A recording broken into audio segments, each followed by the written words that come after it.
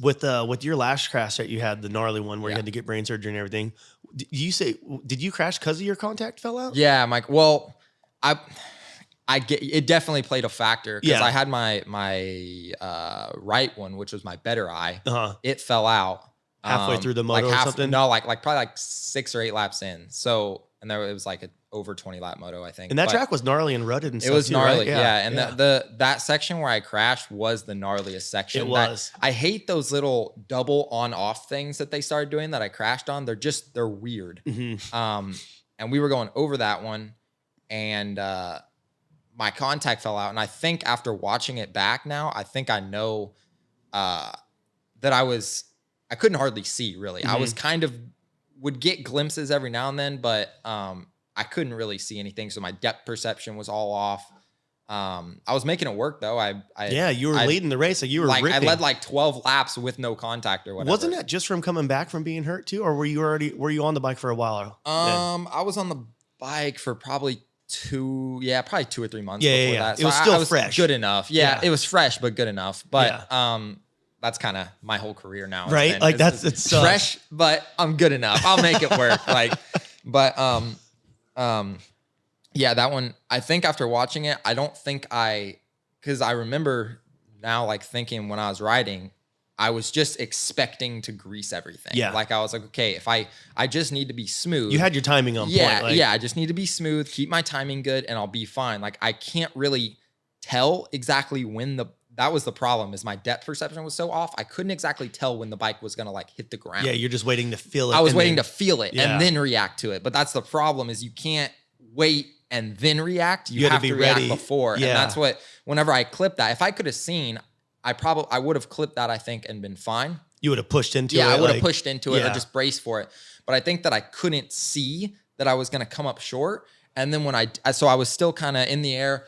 Yeah, like almost every jump, you're kind of just taking like some sort of little, even if it's just like a split second, just little relax, let your hands off the bars a little bit. And that one, I think I just wasn't ready for the clip. And whenever I did, I think my hands were still a little light and it clipped. And then it kind of just jerked the bars, like the bar, or it got light. Like my hand kind of came up like that. And then the bike kind of fell away. So that the bar came like that. And then it compressed again. And my hand just went like that. Dude. And then I compressed into the bars and then just got ejected. So it was, that's what I think happened, was that I just couldn't tell when I was going to hit or if I was going to come up short. And then by the time I did, and then I reacted to it, my hand had already blown off, and then I was getting, before I even knew hardly what was happening, I was getting ejected off. It was by far one of the gnarliest crashes I've ever seen racing. Like I got up and walked away from the TV. I was like, oh, fuck. Like, and my wife was like, what happened? I'm like, Forkner just had the dirtiest crash ever. Like, it reminded me of like Reed's crash at Millville. Yeah. When he flew off the bike and everyone's like, oh my God. Like, yeah. I'm surprised, to be honest, they showed it, like they replayed it and stuff. Cause usually when like somebody has like a scary crash, like somebody gets landed on or whatever, they kind of like, yeah, we're not really going to talk about this right now because we don't know how he is. But it's kind of hard. You were leading, like you were going to win the race. Yeah, like, true. So everything was on me, but yeah, they replayed it from that different angle from the back where you can see me like land right on my like neck upside down and then I'm just when they did it, I was just like, I was tripping, and Sue's like, why are you tripping so bad? I'm like, that's like a career-ending fucking crash right there. Like, that's gnarly. Like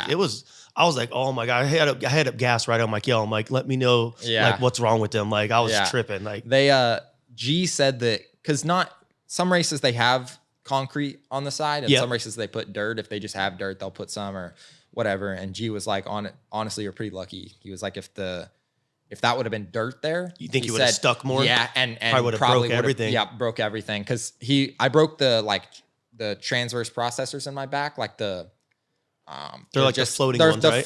They're like the ears that stick off your back or whatever, the little tab things. They're not, if you're gonna break your back, they're the best thing to break in your back. They're the farthest from the spinal cord. But he was like the most injuries you see of people like breaking that, or like street bike accidents. You see it all the time of guys skipping across pavement. It's like if you ever have an injury where you skip, it's like a high speed thing and you're skipping across like pavement or something.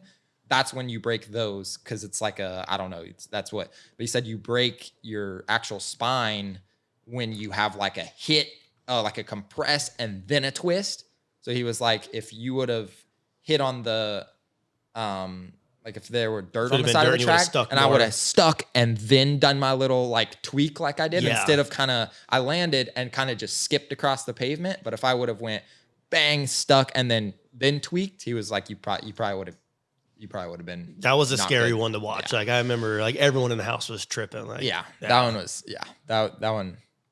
It was, after watching it back, I was like, damn, I didn't see it. I didn't really have my phone. I didn't really know what was going on. I was concussed so bad until like the next morning, like right before we were about to leave the hospital. And I watched it and I was like, damn. Like I was like, holy. When they showed the slow-mo of it, like right afterwards, that's when we were like, oh my God. Yeah, that's what I mean. The slow-mo from the back where you can see how I land. Because I watched the race and where they were showing me from the side and you couldn't see how I impacted because I went behind like the it was like the table, right? Stands. Yeah, like the stands. It was the track was coming this way and then I disappeared behind the stands so you couldn't see how I actually hit. But the angle from the back where you can see me land and compress and stuff, and then my bike hits the concrete and just makes it look even gnarlier. The sparks go everywhere, and it's so it was chaos. That was probably the gnarliest crash I've ever had. That was bad. What all did you end up breaking? I did like my shoulder blade. I broke like my shoulder blade into like my shoulder socket. I did. I don't remember what like vertebrae it was. Really low. What was it? Maybe T7 and T8. Of the little processors. In my back, and then I was concussed for like I was out for like 5 minutes or something. Yeah, I was out for a while. They said because that's what Tony, my mechanic, was asking for like updates from our guy that's like in the stands.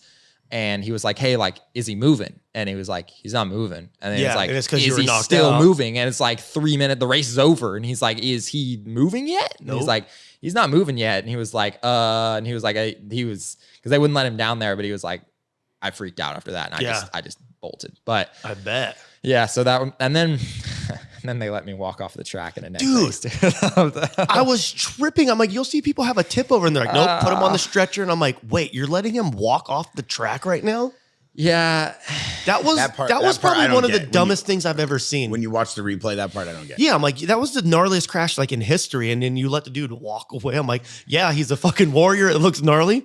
But I'm like, you see way less like crashes that aren't even half that bad. And they're like, nope, get on the stretcher. We're putting neck brace on you. Like the problem is in the shot too, the stretcher's right there in the back of the cart. It's right in the back of the cart. And they walk me past the stretcher to get into the thing. And it's like, they said it was because the doctors like called me afterwards and they were like, hey, are you good? Just checking in on me and stuff. And he was like, hey, so I'm just letting you know, we didn't put you in the stretcher because like you were saying that you didn't want to be put in the stretcher. I said I don't want to be in the stretcher plenty of times, and you put me in the stretcher. I was like, okay. And I'm like, look, we're fine. Like, it wasn't a catastrophic thing. It was fine. I'm still good. But I was like, look, if I would have broken, like, my spine, and you would have let me walk. Which you totally could have with that. Yeah, you didn't, like, I broke really close to my spine. I broke my back. Yeah. It just wasn't in my actual spine. But I was like, dude. If you guys, like, I was like, look, we're good. Like, nothing bad happened from it. We're good.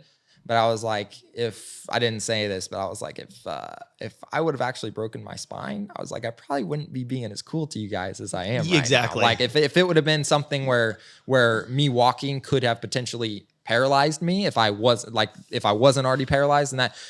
So it ended up not being. You can't really get paralyzed from breaking what I broke in my back. It's far enough from the spinal cord that it pretty much can't happen. But at the time, no one knew. No, you didn't know, like, and it's still, and then to come to find out I did break my back was like that was just like, we were all tripping on that. We couldn't believe you walked away. We're like, oh, you're asking a dude that's been knocked out for 5 minutes if he wants to get on the stretcher. Yeah, and I was like, dude, doesn't even know where the hell he's at. I probably said, get me my bike. I was probably telling me, I was probably wanting to finish the race. Yeah, I was like, I wasn't in my right mind, dude. I don't know. Those types of concepts make no sense because like even a fighter, like in an MMA fight, they get knocked out and the last thing you want to do is try to stand them up. They're always yelling like, get him on a chair, leave him down, like obviously a fighter, you guys are warriors. You're obviously going to say, yo, don't put me on there or get me my bike. Like it's their job to make sure you're safe. Yeah, dude. It's the craziest thing to watch you walk away from that. I'm like, bro, then you find out like you did break your back. I'm like, well, he probably broke it walking. Yeah. It probably wasn't even broken yet.